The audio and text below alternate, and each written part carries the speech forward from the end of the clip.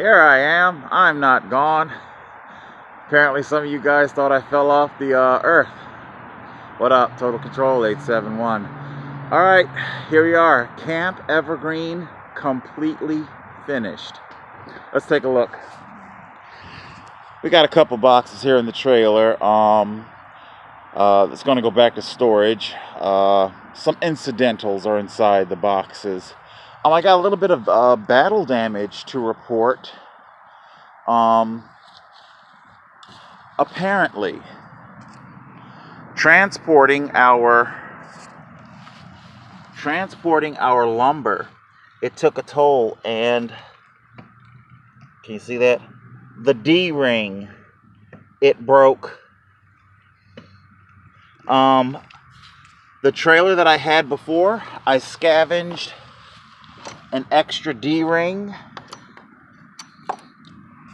for the hitch. But not for the swing arm.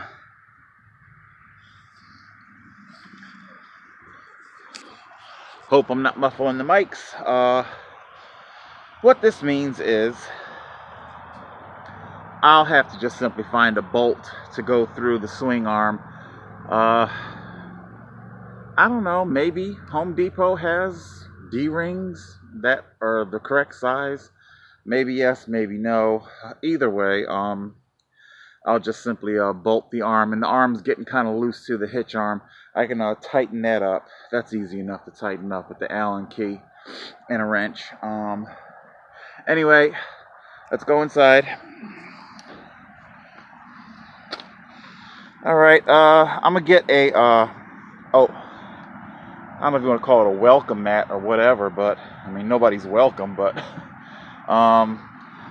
this area that remember we didn't have our fourth Mohawk rug. I'm not entirely sure if I'm going to get the rug or not. The way this area functions is like a type of mud room, where when I step in, what I do is I grab our collapsible stool. In one hand, I put it up. I have a seat, and I take off my boots, and I put on my my house shoes. Close her back down, and in she goes. It helps to keep mud from tracking into the tent. See, I'll turn on some light here. I know it's a little dark. And like I was saying before, I'm well aware that the Black Rider can bring in dirt. Oh, baby, can it? So, some additional battle damage to report. Ain't this a motherfucker? Let's talk about that for a minute.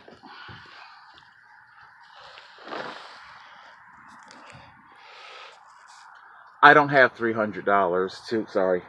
I don't have $300 to, hold on, let me put the light on. That way you can see me better, yeah. I don't have $300 for new boots. What's going on with that ratchet right now is that,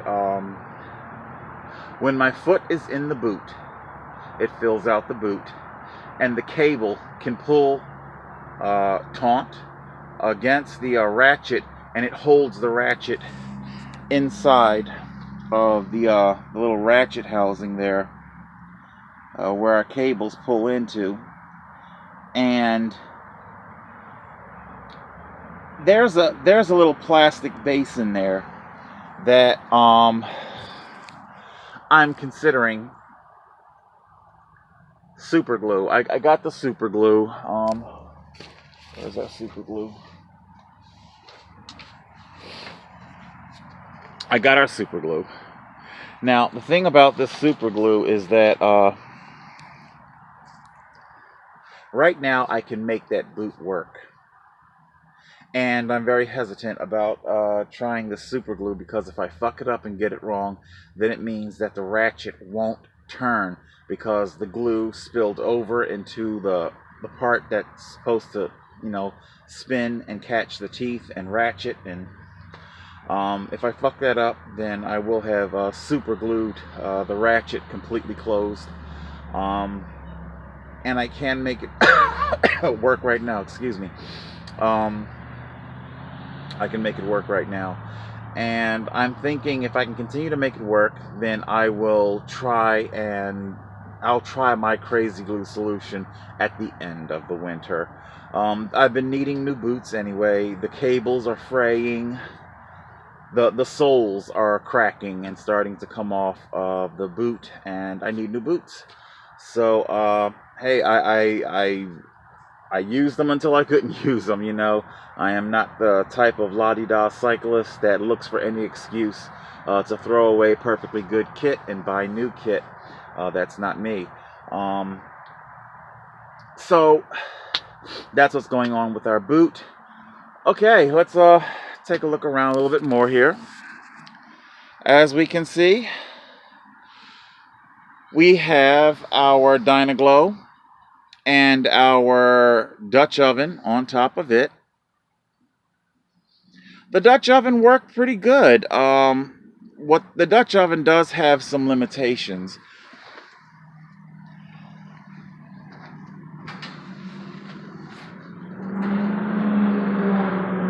See the marks inside?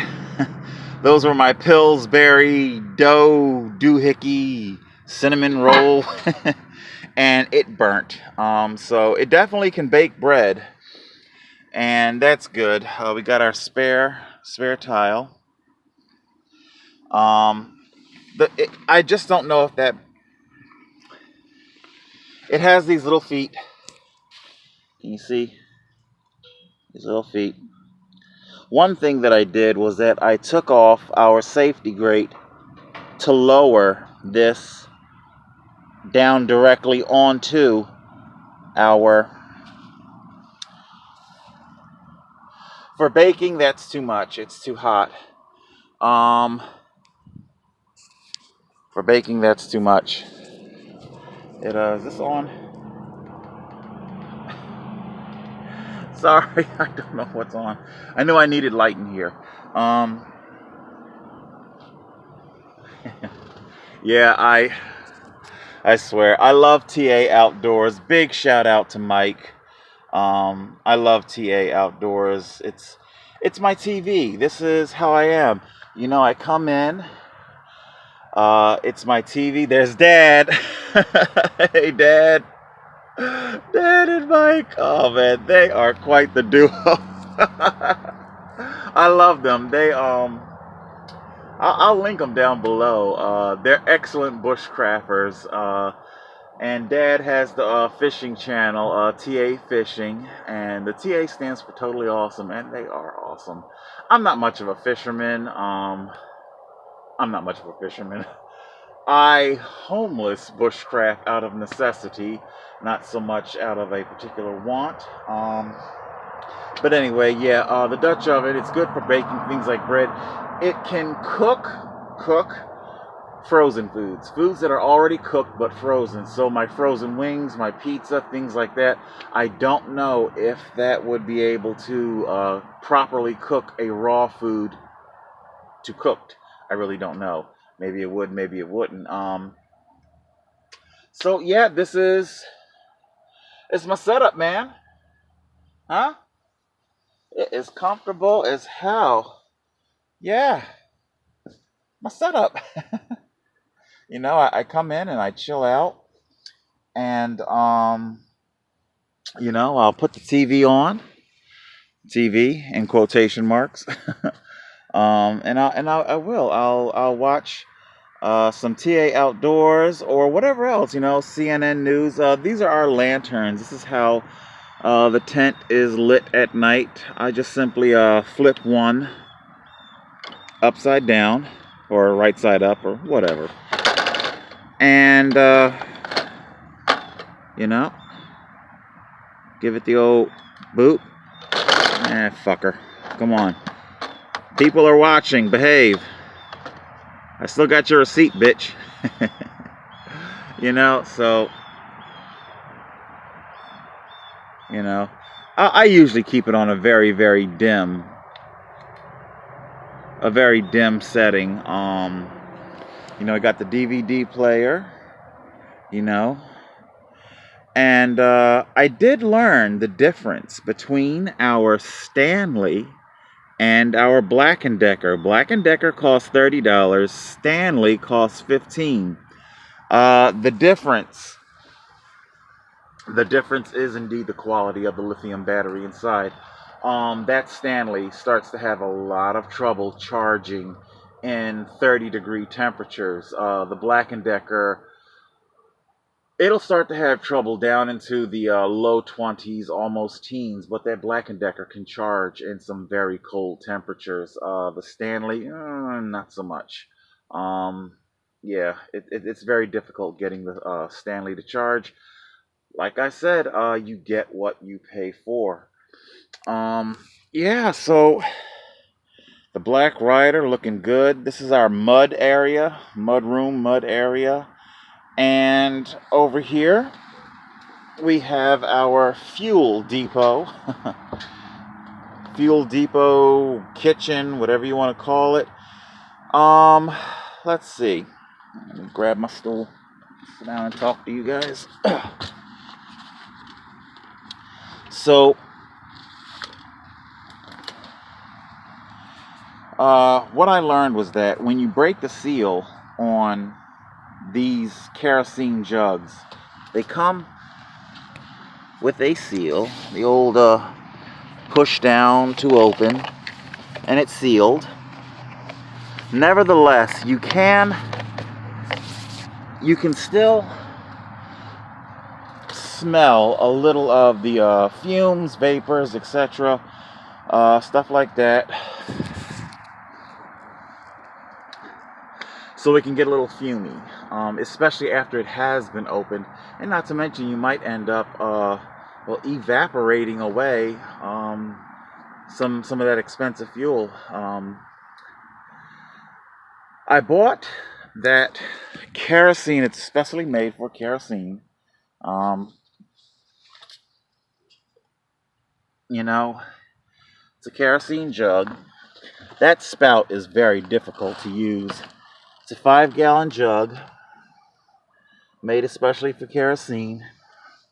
But one thing that it does do is that it keeps things from getting fumy, you know. Keeps things from getting fumy. And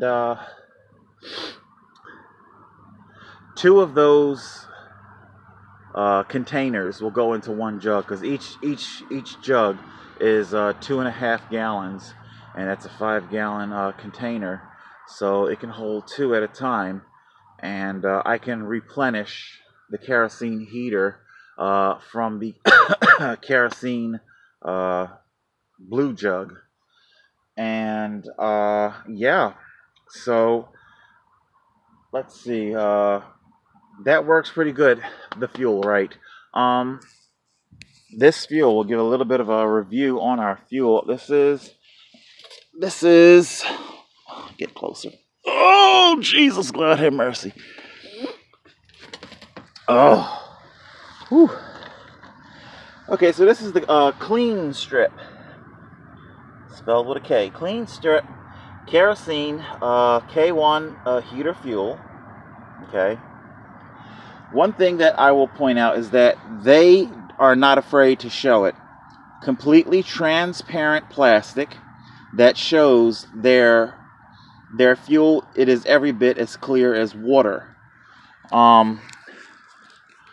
Crown, they also produce what is alleged to be K1 kerosene. I haven't seen a 2.5-gallon jug. They sell it in 1-gallon jugs. It's next to the Coleman products, the 1-pound cylinder, stuff like that. It's a small jug, kind of like the small jugs that I used when I first fueled up the heater. And the color of the fuel looked like a very, very weak tea. Clearly, it was not as clear as a clean strip. So, and it did sell for $1 and change cheaper. I think it was $8 and some change for a for a 1-gallon jug, and clean strips 1-gallon jug sells for $10.99, almost $11. So, you know, the clean strip, it is more expensive than the Crown. I've not used Crown, okay? So what I'm about to say is speculation, based purely on my experience with clean strip.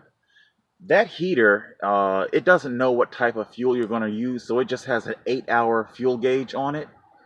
I don't know if they just simply said that to be conservative, but I got 12 hours out of a 2-gallon tank. It holds 2 gallons, and I got 12 hours out of it. That thing definitely could, you know, and I don't know if I would have gotten as long and as clean of a burn with Crown. Almost no fuel, almost none whatsoever. You can tell that a kerosene heater is burning, but it's you go nose blind to it so quickly. You know, it's not a very pungent odor at all. So yeah, I don't know if Crown's fuel burns that clean or as long. All I can tell you is that it is nowhere near as clear as clean strips, and I can also tell you that the new jugs that are on the shelf in Walmart, it's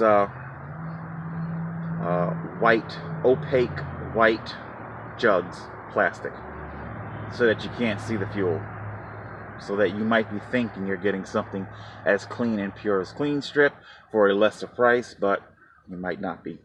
All right, so there we are with our fuel depot, so to speak. The tent,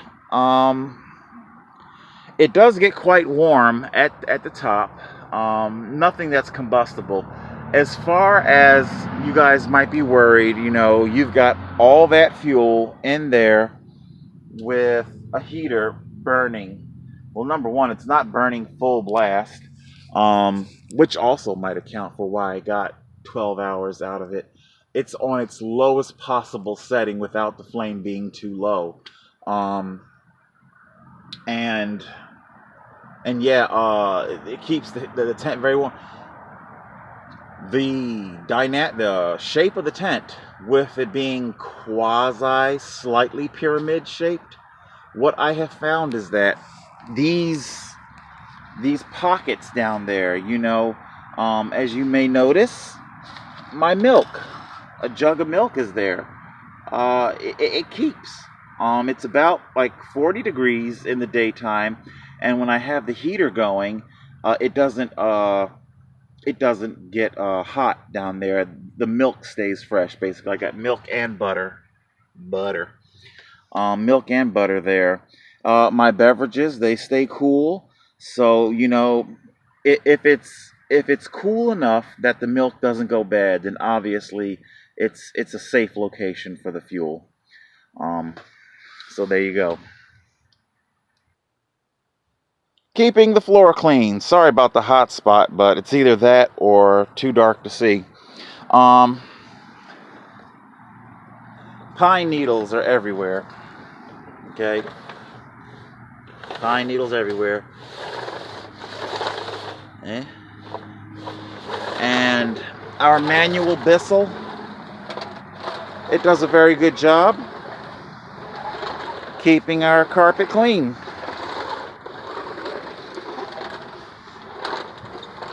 Like I said, I don't know if I'm going to get that fourth or not. You know, maybe I will, maybe I won't.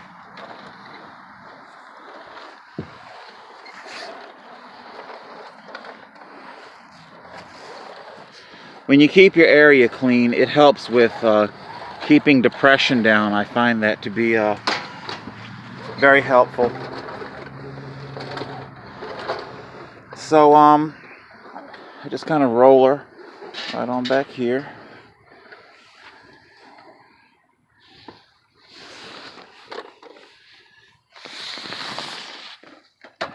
We've got our laundry detergent, fire extinguisher. And say hi to Mr. McGee. Yeah, I have given my machete a name. There's Mike and Dad. They eat some good stuff. Oh, that's Dad's pottery. Excuse me. I've given my machete a name, Mr. McGee. Why Mr. McGee? Well,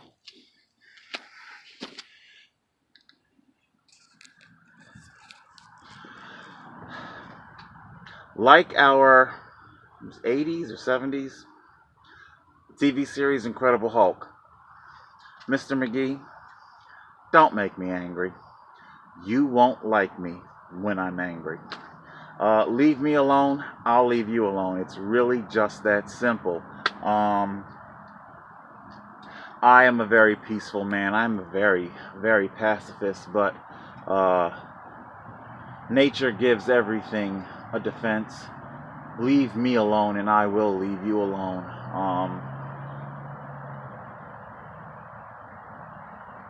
That's all I can really say. There's not really much else to say about it. Leave me alone, I'll leave you alone. And it's a tool. You know, I need it for my bushcrafting, my homeless bushcrafting. So there you go. Always kept at the bedside. Kept at bedside. Should it prove, be it bedside or be it by the side of my chair, you know.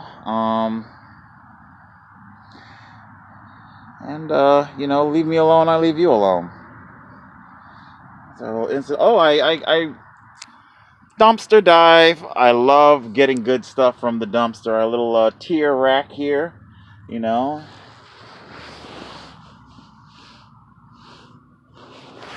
Let's take a look underneath.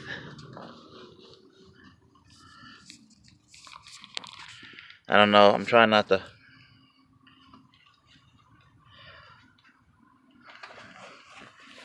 There's the loo. We're going to the bathroom. Our loo. You know. All right, let's talk. Let's talk about this sleeping bag, baby. The tent, it's very good having the tent, but in all reality, what makes living in the woods remotely possible, that is the sleeping bag, you know. Without the sleeping bag, this would not be possible. These pillowcases came with our new blankets, you know. This is our grizzly. Let's see, where's the other side of it?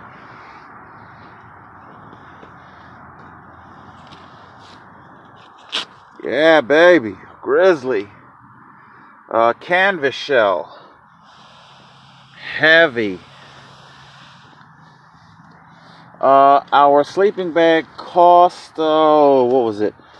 It was like, I think it retailed for $180, but I think I got it on sale for $160.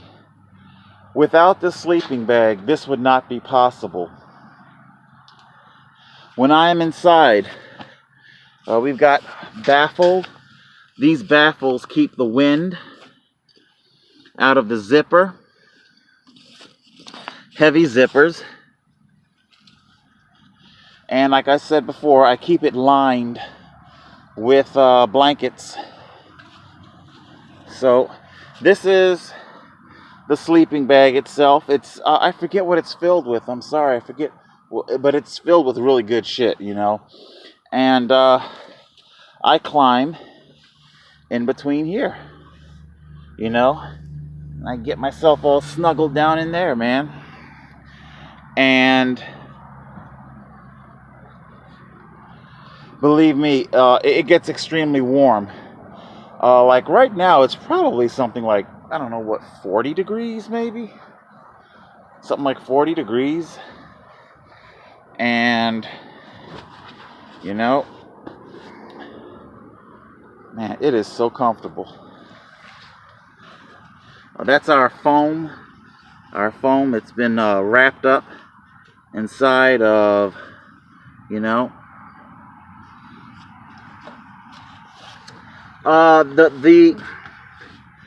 it gives a little wobble, but it is holding, you know. It is holding.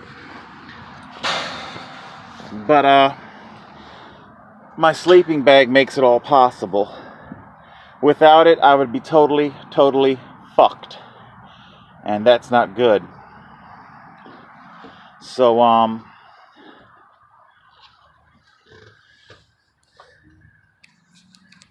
gotta making sure the light's not on, blind you guys. Yeah, man. So, this is it, man. This is my life. If it weren't for the court cases, there's an update coming on that. I'll warn you now, it's not pleasant. The news is not good at all. I'm just trying to give you guys a happy update today. Yeah, I can't use both heater and sleeping bag at the same time. It's just that warm. Both of them are just that warm. It's either one or the other, you know. So, like I say, if I want to be in my tent during the daytime like it is now, like I say, that fuel, it's going to be used so sparingly. That's what I got. 5 gallons in the blue, and each of those are 5. And then there's the heater itself is filled with 2 gallons. It's something like 16 gallons of fuel that I have, and I am very much indeed expecting that's going to last me quite a while. And I wanted to get stored up on my fuel because, well, number one, that fuel, it does sell rather quickly in Walmart. I can't speak for Home Depot and other places. And I would, they go for the big jugs first. And I would rather just simply have to maybe top off, grab a small jug, $10. Number one, it's cheaper. It's almost half the price. And, you know, and just maybe top off rather than find myself scrambling for, you know, needing 2 big jugs to re-up. Hold on a second here. I'm just gonna. I think I started this video with hauls. Honey lemon.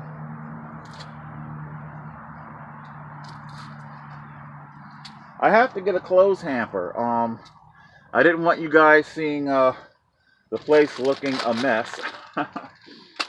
And the dirty clothes right now, they're actually out in the trailer along with the boxes to go back to storage. And I got to get a hamper. I'll put the hamper probably over here, you know, and dirty clothes over there.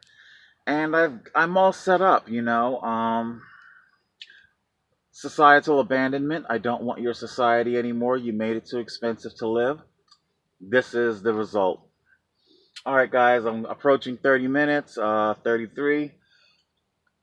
So let me know what you think. This is it. This is Camp Evergreen, the finished product. Let me know what you think. All right, guys. Total Control 871.